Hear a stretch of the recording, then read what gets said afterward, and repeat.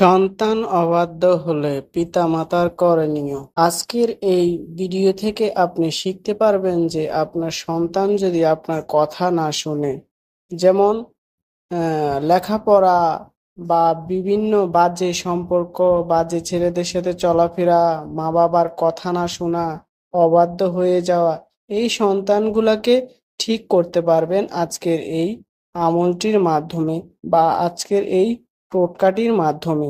টোটকাটি খুবই কার্যকারী এবং খুবই পাওয়ারফুল একটি টোটকা। আপনারা 4টি এলাচ নিবেন আর কিছু অংশ মেসরি নিবেন। মেসরি নিয়ে একাত্র করিয়া আপনারা সাদা একটা কাগজে পেঁচাবেন। পেঁচাইয়া আপনার সন্তান যেখানে ঘুমায় সেখানে রেখে দিবেন।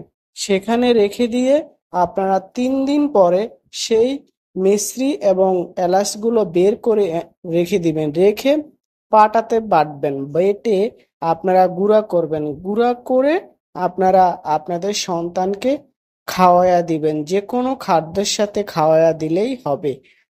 আপনার সন্তান পুনরায় ঠিক ইনশাআল্লাহ।